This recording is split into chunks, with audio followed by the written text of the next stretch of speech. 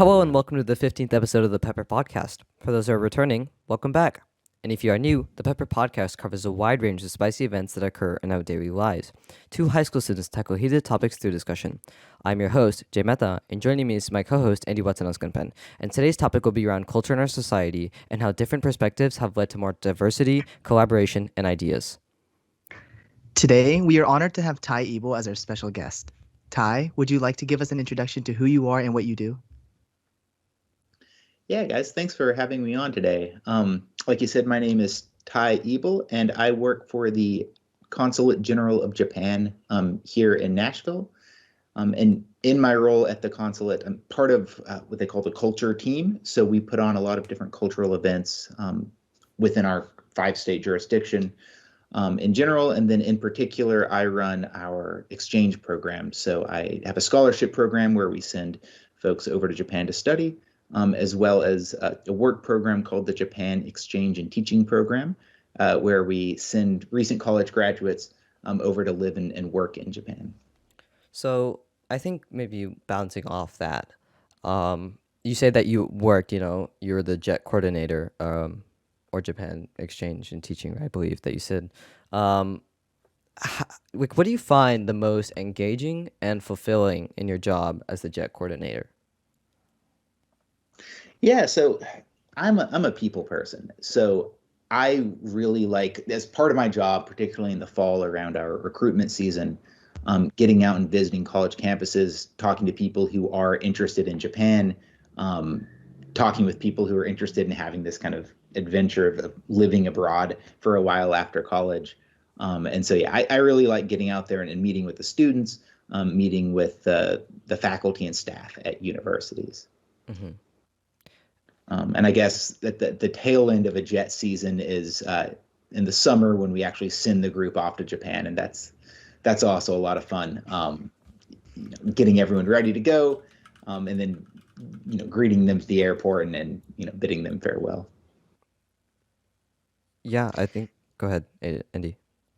Yeah, I think that's a great response. I've personally been very interested in I'm very interested in language and culture. So meeting somebody who, is kind of a trailblazer in that aspect is really interesting, and I think that's awesome.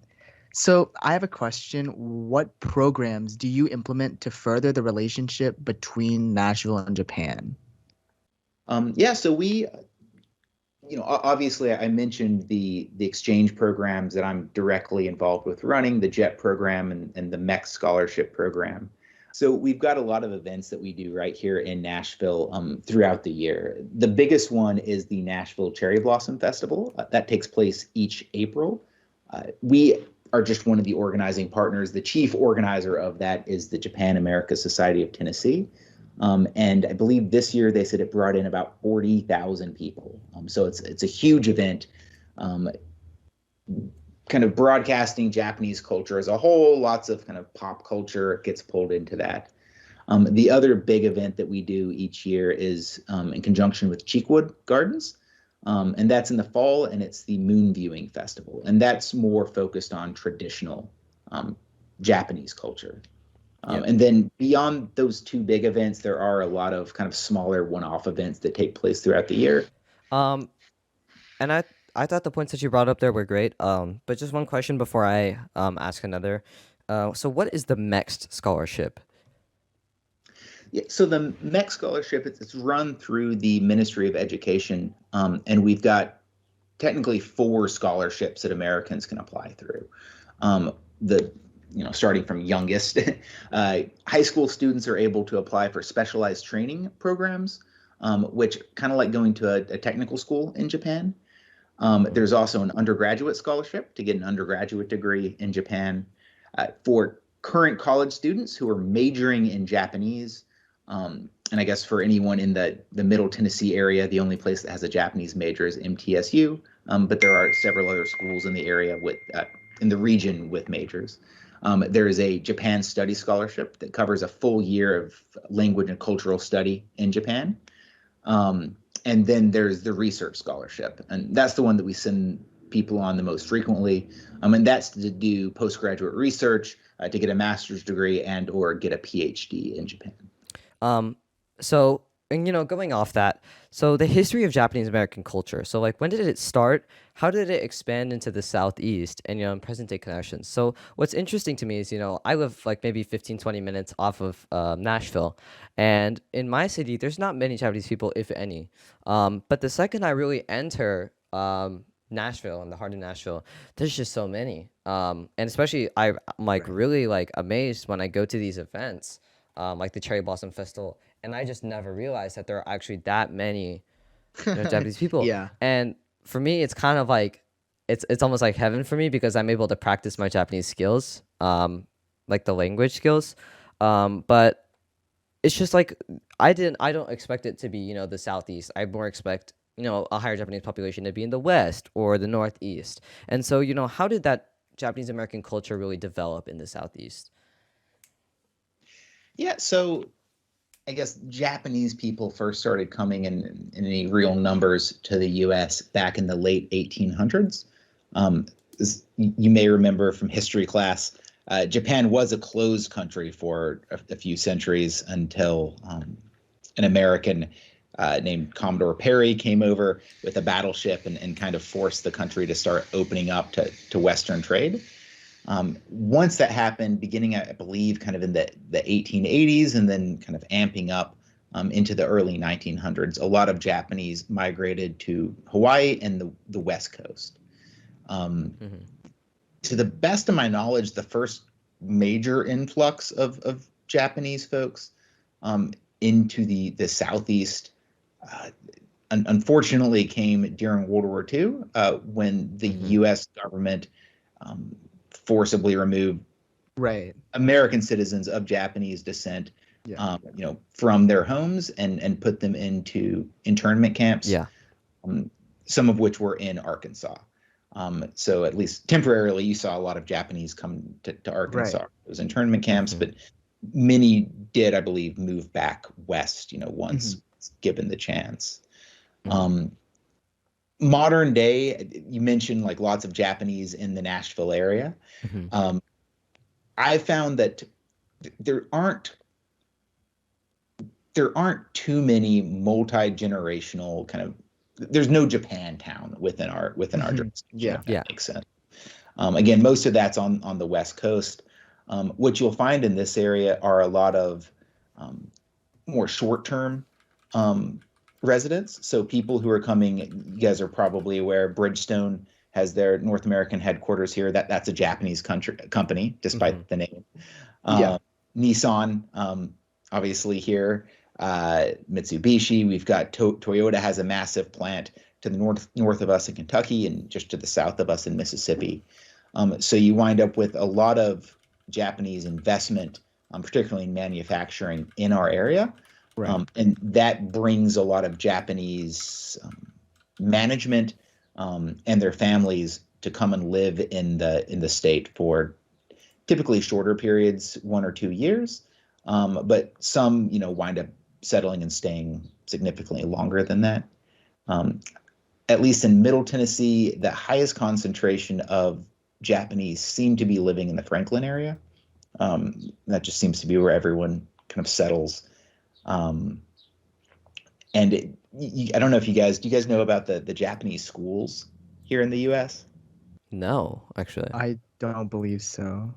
Yeah, so it's a pretty interesting bit of history. I mean, going back to the early days of Japanese in America, they started setting up Japanese language only, Japanese education style schools in the country. Oh. For Interesting. quite some time. I believe it was from 1987 until 2007. There was actually a Japanese language boarding school in Sweetwater, Tennessee, that was associated with Meiji Gakuen. Oh And I wow. remember in high school, I went to high school in Chattanooga, and I had the opportunity to study Japanese while in high school. And they did a lot of like homestay kind of things with the students from Meiji Gakuen from the boarding school, where they could come and see Right. Americans on weekends and things like that. That closed down again in 2007, I believe. Yeah. But there's another Japanese like full Japanese school in Atlanta. And there are a lot of what they call supplementary schools. So these are schools that generally only meet on Saturday mornings, scattered throughout the state. There's one in Middle Tennessee State University. There's one at Maryville College in East Tennessee. I believe there's one in Memphis, and there's also one in Jackson, Tennessee. And the idea there is that you've got all of these Japanese folks who are coming to America to live for a while, and their kids are going to schools in America. But in order to be able to readjust to life in Japan and to the Japanese curriculum when they finish up here, they need to stay up to date and make sure that they're learning everything that their peers in Japan would be learning, particularly with things like kanji and things like that, the writing system. And so these are opportunities where it's primarily Japanese, but you will find a handful of Americans as well who attend the schools on Saturday mornings throughout the state. Yeah, that's really interesting because I've heard of like Chinese schools, because like there are a lot of like, if you look in California and New York, there are a lot of like Chinese boarding schools that kind of also mirror education systems from China and teach Chinese language. And I have a few friends who've gone to some, but I didn't know that Tennessee itself had one Yeah. operating up until 2007. I That's didn't really either. interesting. Yeah. Yeah, that's really interesting. And so, what do you find the most engaging and fulfilling in your job as the JET coordinator? Yeah, well, I think Jay asked this a minute ago along these lines, and it's I think interacting with folks who are really excited about Japan, talking to primarily students and young professionals who want to engage, learn more about the culture, and as JET coordinator, I actually get to help a lot of them find a way to go live over in Japan and kind of experience Japan directly. Yeah. No, I think it's really important that especially people who aren't necessarily from the Metro Nashville area, people who are more from rural Tennessee or just the outskirts of Nashville, don't really get to interact with people of different cultures, like from Japan or from other countries, as often. So like their perspective on other people and on different cultures could be flawed. And I think that what you do and it is very important in our state and in our country in general. I wholeheartedly agree. And I just wanted to mention that there were only 3 Japan towns in the United States, in Los Angeles, San Francisco, and San Jose. So they're all pretty much centered around the Bay Area. Well, sorry, Yeah, with the exception of Los Angeles. They're all in California. And so it shows that like while majority of the population are in, the West, West United States, there are people, in these southeastern United States that, are that they're coming here and they are because of either jobs or whatever for the reason, but they're also creating kind of a culture. And yeah, in Nashville, we have these special events that can really help us showcase these cultures. Like you said, the Cherry Blossom Festival and the moon viewing event. Without those, it would be very difficult for people to kind of experience what it's like, because you guys do like demonstrations and things like that. So I guess what I'm asking, and first of all, like I see so many people of, just different people and diverse people that came to those events, and they come to just understand others' cultures, and that's really what is the bulk of our society, in which how we can improve is understanding others' perspectives and cultures can help us, create more inclusive like ideas and solutions to problems that we have currently. And so, having these events that really, like Andy said, having these events that pretty much like introduce people to these cultures, especially because people in right. rural areas, and not just Tennessee, because you have, I think the Consul General of Japan in the national is I think it's around 5 states, like you said, Kentucky, Arkansas, Missouri, Tennessee, and Louisiana. So It's just not Missouri, but yes. sorry, Mississippi. And so with those 5 states, there are rural populations that really have a different kind of thinking when it comes to just any culture in general, not just Japanese culture. And Right. so exposing people to that kind of culture and introducing them to something new is something that really teaches people, more than what they normally expect. And so I guess going off that, staying culturally engaged in your community is helpful. But like, how do you believe that your events have like culturally impacted many in the area? Yeah, so I mean, we do surveys at the end of the events, and it's all quite positive. Um, I think I'll find that most of our targeted events, the lecture series and things like that, the people who are coming to those are already familiar with Japanese culture, and so they're coming to learn a bit more. And I think that they always they enjoy that chance to learn more about the culture. The festivals draw a much broader crowd. So you have people who know almost nothing about Japan, who are showing up to those events, and it's not actually just in the area. It's pretty interesting.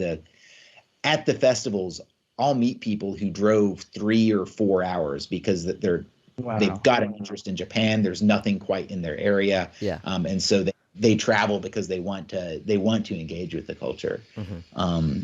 So I mean, people are always expressing that kind of gratitude to be given the chance to learn more about Japan, and to engage with Japan. Yeah. And I think that like one important thing that those people take away is, the education that you provide and that experience, and they can go and communicate that to other people and educate them about Japanese culture and what it's like, because maybe they didn't really, have an interest in Japan, but now that they know more about it, then they may have an interest, or they just get more educated about the topic. And I think that's a great thing. It's fun that you mentioned that, Andy. So the JET program that I'm in charge of, that's one of the main goals, missions of the JET program, is that we're bringing people over to Japan to work for 1, 2, 3 years. I did it myself, and I was over there for 3 years. Yeah. And there's that initial benefit of bringing someone from outside of Japan to live in these communities in Japan and share the outside world with their host communities. But the payoff really happens, far, far into the future when these jets return to their home communities, and find ways to share Japanese culture with their home communities, with their friends and families here in the U.S. So you'll find that there will be a lot of folks who maybe go into teaching when they get back to the U.S., and then they'll find ways to do Japan-focused segments, Japan-focused lessons. Working those into the syllabus, or volunteering at festivals, getting involved with sister city organizations and things like that. And so I think, yeah, there's definitely something to kind of teaching people, showing people, fascinating things about another culture, with the understanding that they're not only learning for themselves, but if they get enthusiastic, if they get really energized about it, that they're going to share what they learn, with an even broader spectrum of people. Yeah, I think that's a great response. I have one question. What do you recommend to people who are listening to stay culturally engaged in their communities? That's a tough one. I mean, it depends. It is, yes. To some degree, it depends on how much time you have, Right, and right. what resources are available in your communities. Kind of painting with a broad brush, I think that universities are often great ways to stay culturally engaged. Mm-hmm. So obviously, universities have a lot of programming that's primarily targeting their students, but oftentimes a lot of their programming will also, in the evenings, the lecture series and things will be open to the public as well. So I would say, keep track of what your local university has going on, and even a lot of smaller towns in the region have universities. So that's a great way to stay engaged, to look for opportunities to learn with these kind of free lectures and things that universities might offer. If you've got more time, check and see if there's any sort of sister city relationship with your home city, hometown, and someplace else in the world. Nashville in Japan in particular, we've got a sister city relationship with Kamakura. So there are ways that you can if Japan is what you're particularly interested in and you live in Nashville, that you can engage with the sister cities and then find another way to engage with Japan. Yeah. Obviously, self-study can go a long ways.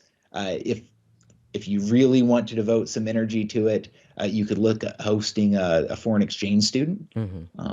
My family hosted a couple when I was growing up, and I, in fact, was a foreign exchange student in Japan back in high school. So, yeah, there really are lots of different ways that you can engage with the outside world. You can broaden your cultural outlook, depending on how much you want to put into the effort. Yeah, and I think that's great that you mentioned that. Speaking of which, like the sister cities of Nashville have around 8. So Belfast, North Ireland, Caen in France, Edmonton in Canada, Kamakura in Japan, Magdeburg in Germany, Mendoza in Argentina, Taiwan in China, or Taiyuan, and Tamworth in Australia. So we have 8 sister cities in Nashville alone, and across the the state and the region and the nation, there are multiple sister cities in different places that we might not have here. And so it's good to maybe reach out and see the other cultures in your area to figure out what you enjoy, and what you're planning on doing. But just maybe some like personal, before we do it personal, like what programs, I think you've mentioned this before, but what programs do you have to bring students to Japan and then vice versa as well? Yeah, so most of those exchange programs that are bringing students over to Japan are actually run through sister city organizations. So we'll assist with those from time to time, but most of those are more grassroots, kind of community driven.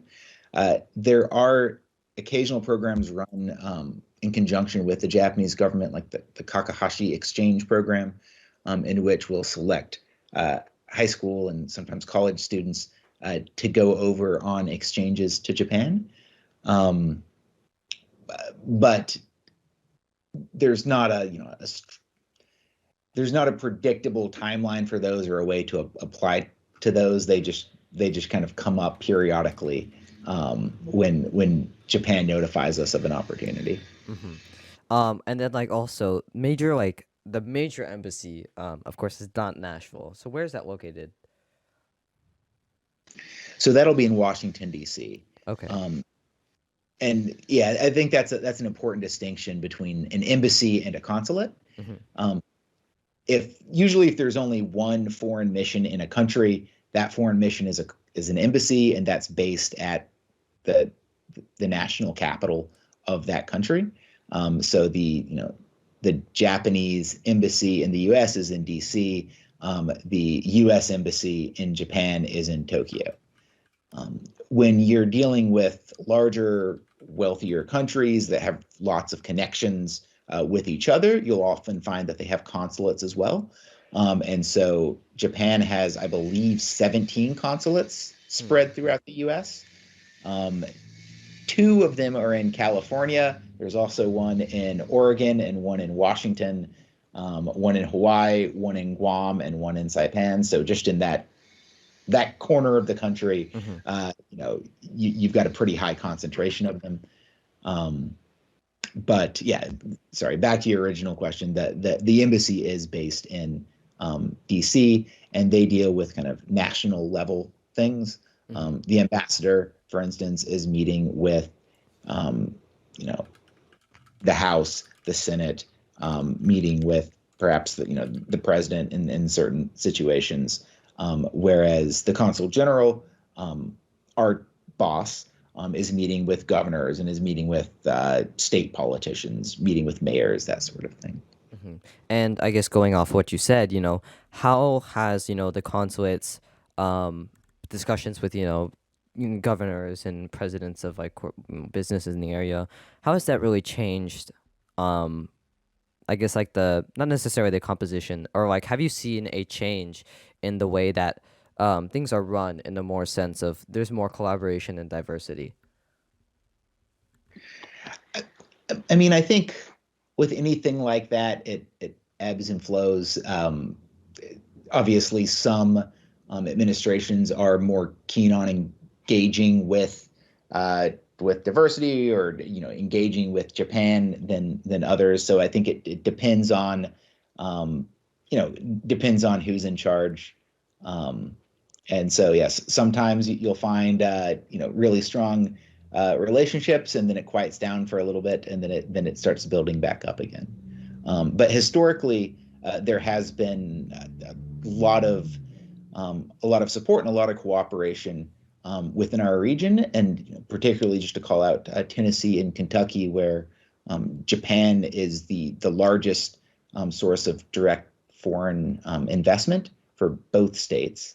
Oh wow. And here in Tennessee, I think Japanese investment supports somewhere in the neighborhood of 50,000 Tennessee jobs. Oh wow. And it's because of all this Japanese investment, because of all these economic ties, I think in particular is where you see the relationship between, if we're speaking about Tennessee in particular, between Tennessee and Japan really flourish. Mm-hmm.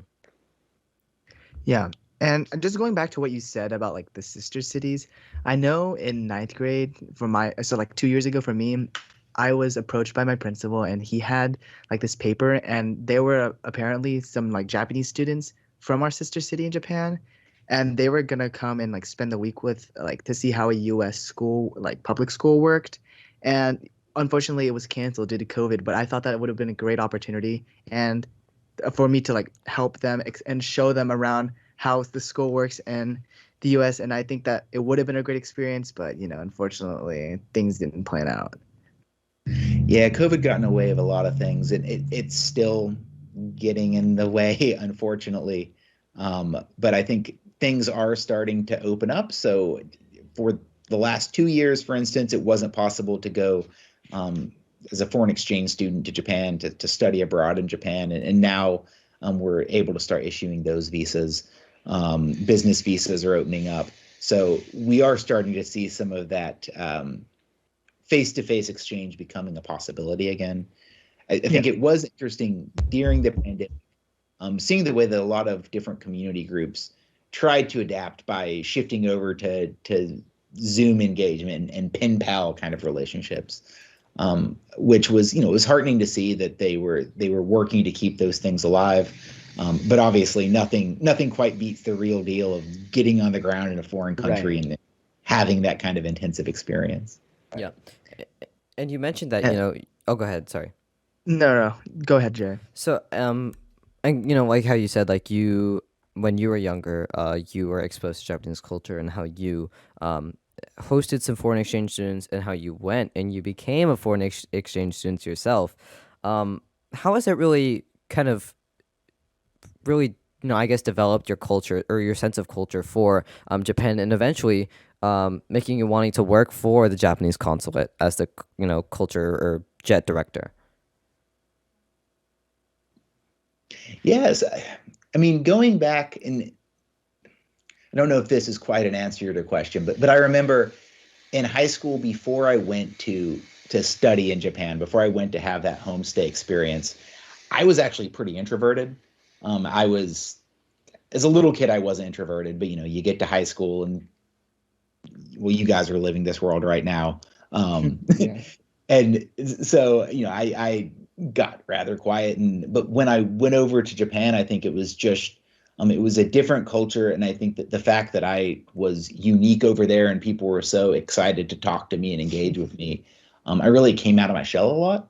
And so my mom jokes that she sent off an introvert and got back an extrovert, just in that summer that I spent over there in Japan. Speaking more broadly, I think the more you travel, the more you see, the more curious you become. So Japan was my first experience kind of living abroad. But I went on to study abroad in Italy in college, to go back to the JET program in after college, then working going to college, or sorry, going to graduate school in Canada, working in Mongolia for a while, and just traveling. I've been to over 100 countries at this point. So I guess it turned me into a bit of a travel and culture junkie to some degree.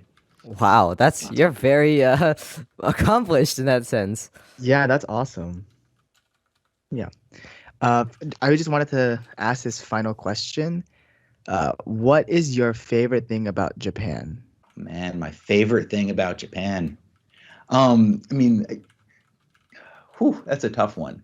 I think one of the things that I really appreciate about Japan, can be, and I recognized it when I was living over there. Mhm. It's the appreciation that they give to kind of the fleeting things. Yeah. I think here in America, to some degree, growing up, it's air conditioning during the summer, heat during the winter. You can kind of live in a bit of a bubble. You can go to the Right. grocery store and get strawberries any time of the year. You're kind of disconnected from nature and to some degree from time. Hmm. Whereas in Japan, we just got through cherry blossom season, but the amazing thing about the cherry blossom tree, it's a beautiful tree. There are a lot of beautiful flowering trees that retain their beauty and their flowers for much longer than a cherry blossom tree. But I think what makes the cherry blossom tree so special, and this kind of captures the beauty of Japanese culture, is how fleeting it is. Right. It's only at peak beauty for a few days to a week. And in Japan, they'll actually have kind of like a weather forecast. They'll have these forecasts where they're letting you know when the cherry blossom trees are going to peak, and people are planning kind of in the moment, to go out and take advantage of this really brief opportunity to enjoy passing beauty. Um, in the fall, I remember the fruit, the produce. The air would be changing, and I would just know that, oh, it's kaki, like persimmon season is coming along, or the mikan, oranges going to be popping out pretty soon. Yeah. The takenoko, the bamboo shoots, in the spring. So just the way that there are these special things that you can only get at certain times of the year, that you can only get in certain places. And I think that the Japanese do a really good job recognizing and celebrating those things. Right. I think that was beautifully put. And just to end things off, what is your favorite thing about Nashville? Oh, Nashville. I love me some hot chicken. But no, I think Nashville is just, it's a great city. It's a good sized city. Basically anything that you want to do, you can. Well, you can't go to the beach here really, but Yeah. hard to go skiing. But any sort of city activity that you want to do, you can find a way to do it. Having this reputation as a music city, all these great musicians and performers come through town. To some degree, we can kind of punch above our weight class when it comes to attracting that kind of talent to the city. Great restaurants, and at the same time, I live a couple miles from the downtown core and a couple blocks from a park. So you can just get out in nature and have the ability to relax and be among trees, at the same time as having access to all of these great cultural culinary experiences. Mm-hmm. Yeah. And with that, our discussion comes to an end. We thank you for listening and hope you'll stay tuned for future episodes. Don't forget to follow the Pepper Podcast on Instagram, Spotify, Apple Podcasts, YouTube, and Google Podcasts. Thank you. Once again, wanted to thank you, Mr. Ebel, for being on this podcast as a special guest. We You're our appreciate first. it, You're yeah. our first special guest, so you really set the bar high. Right. Well, thanks for having me, guys. This was fun. Thank you.